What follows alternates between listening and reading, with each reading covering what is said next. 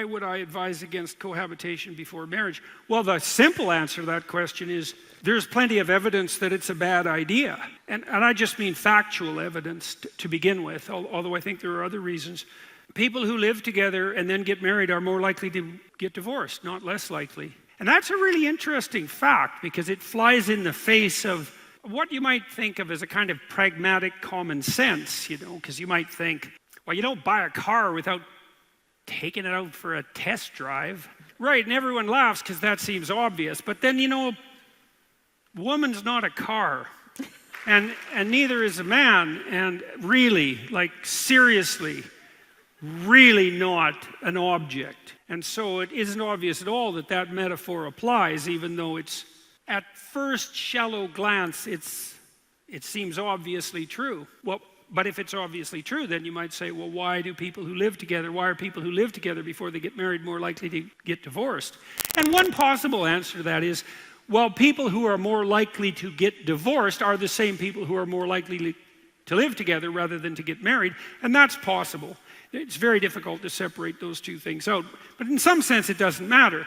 What the facts reveal is that if the goal is to learn what you need to learn so that you can decide who you should marry more effectively, or learn how to act if you do get married more effectively, and the goal is that your marriage will be better and last, then it doesn't work. And that's a strange truth. And then you might ask yourself, well, why?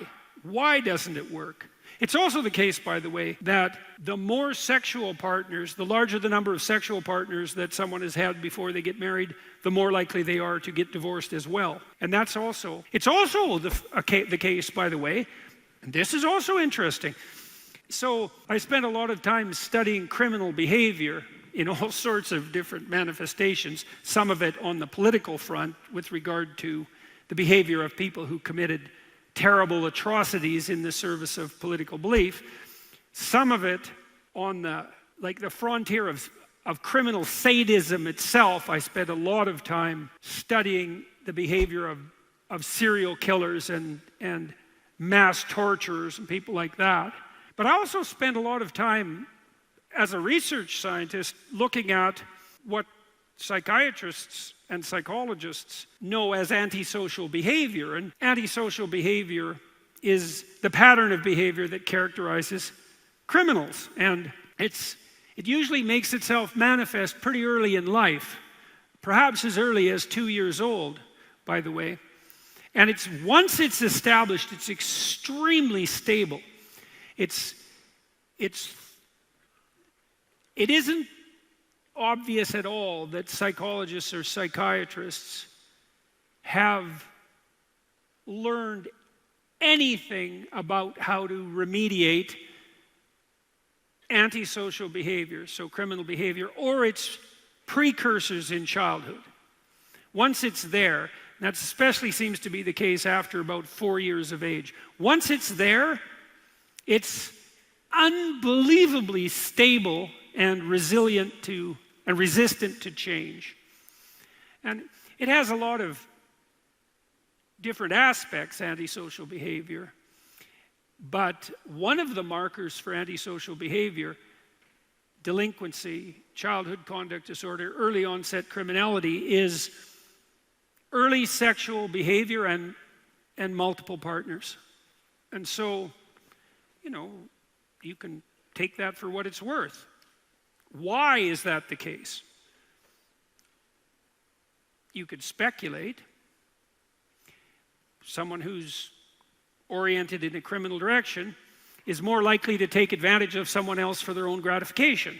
I think that's the basic commonality. I don't know that for sure, because we don't know why these different symptoms of criminality, let's say, link together, apart from the fact that criminals are predators and the really pathological criminals are predatory parasites, and that's really what defines a psychopath, by the way, is a psychopath is a predatory parasite.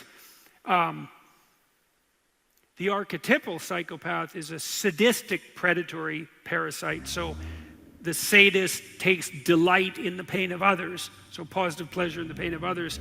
The predator uses others to their own advantage, and the parasite takes no responsibility for his or her own existence and manipulates or compels others to serve that goal.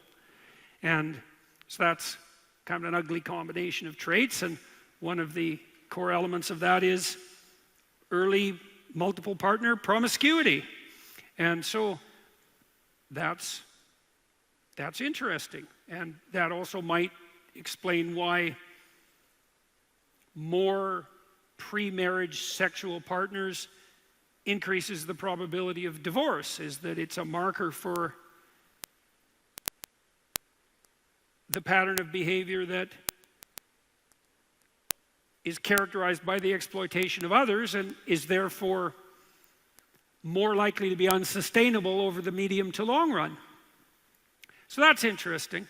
Then you could think about it, kind of think about it metaphysically. I thought about this, or philosophically, I thought about what are you telling someone when you live with them? Okay, so I've talked to lots of people, women who are cohabiting with men are generally not very happy about the fact that the relationship is not moving towards marriage. Now, I think there's a bunch of reasons for that. Women seem to suffer more emotionally as a consequence of sexual activity outside of a committed relationship. You can imagine why that is. Women experience more negative emotion than men on average in general, but also women pay a much higher, sex is much riskier for women than it is for men, obviously. I don't have to explain why that is. So women are often women who are cohabiting are often less than happy about that, and the men who I've talked to about that about their partners' displeasure with the current unstable nature of the relationship often say something like, well, we don't need a piece of paper to indicate our commitment to each other, which sounds all revolutionary and Che Guevara, but which is really a pretty pathetic bit of reasoning. First of all, for someone to say that means they think that what they just said convinces you that all marriage is a piece of paper. And that's a preposterously foolish argument. I mean, at minimum, in the typical marriage ceremony, you make a vow by whatever is holy to you, or at least in front of the state itself, and then in front of your community as you define it, that you're going to make a commitment to someone. And if you think that's nothing, then you're probably the sort of person that the person you asked to marry you should run away from. So that's pretty shallow. And then you might ask, well, why do you need to commit to your partner in front of your community and a higher authority, let's say? And the answer is, well, life is really, really difficult, and you're going to have a rough time with your partner no matter how much you love them, because the two of you are different, and you're different sexually, and you're different temperamentally, and so you're not going to see eye to eye all the time, and then horribly difficult things are going to come your way, and the complexity of those difficult things is going to tempt you to pull apart. And exactly when pulling apart might be the worst possible thing for you, and maybe you need that vow before your community and God himself, let's say, or at least the state, and the vow that you've made to yourself and your partner, and the vow that you've made publicly to all your friends to keep you together when the going gets rough. And you might say, well, you don't need that. And I would say, well, that's just because the going hasn't got rough enough for you yet, because when it does get that rough, you'll bloody well know that you needed that. That's for sure. And that will definitely happen to you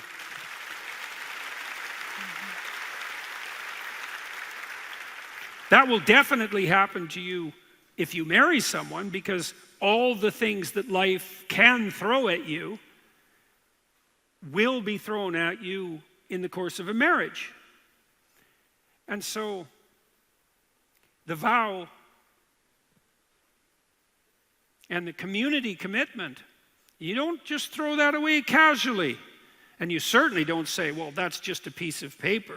You know, what do I need a piece of paper to validate my love? It's like, your love's that great, is it? You're really that much of a saint that this person, they can just, you say you love them and oh man, they're just done. They're in bliss. They're in paradise for the rest of their life. They can just rely, you're never going to waver. Now that you expressed your love, you're just going to be there 100% of the time. You don't need anyone else to help you. You don't need a vow. You don't need any tradition. So your love is so pure and holy that that other person, they can just rely on you from that second onward. No hesitation. It's like, yeah, right. That's just complete bloody rubbish. You can't even rely on yourself in relationship to yourself for that. Okay, so next. What are you telling your partner? Well, as far as I can tell, if you live with someone, here's what you're saying to each other. You're the best I can manage at the moment. And maybe the same applies to me for you. And we both really don't want to take on any more responsibility than necessary. Plus, we both want to have the option of trading up if opportunity comes along. And so why don't we just make do with this provisional arrangement while we cast our eye out into the broader world and see if we can fish something better in. And, you know, you can say I'm cynical about that, but I don't think I'm cynical about that. Because living together means something like, well, we're not permanently committed, and not permanently committed means, well, we're impermanently committed, and impermanently committed means we're looking for a better commitment. Or perhaps to be alone, but forget that, because that's usually not true. Well, what kind of basis is that to have a relationship with someone? How are you going to found a relationship on that? Especially an intimate relationship. How's that going to work? It's like, you'll do for now.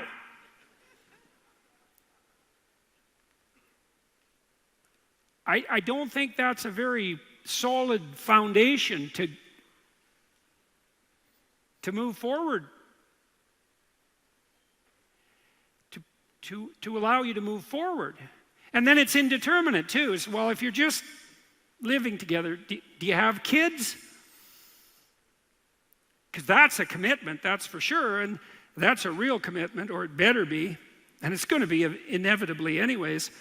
And so if there's ambiguity about your commitment to each other, there's going to be ambiguity about your plans for children, and that's a huge ambiguity in most relationships, and so that's not helpful. That just means neither of you know what the hell you're doing, and that provokes anxiety and uncertainty, and it decreases hope, because hope is experienced in relationship to a goal, and if the goal is ambiguous, maybe we'll have kids and maybe we'll not, well then there's no real hope there. And so that seems to be a pretty decent pathway to misery. So,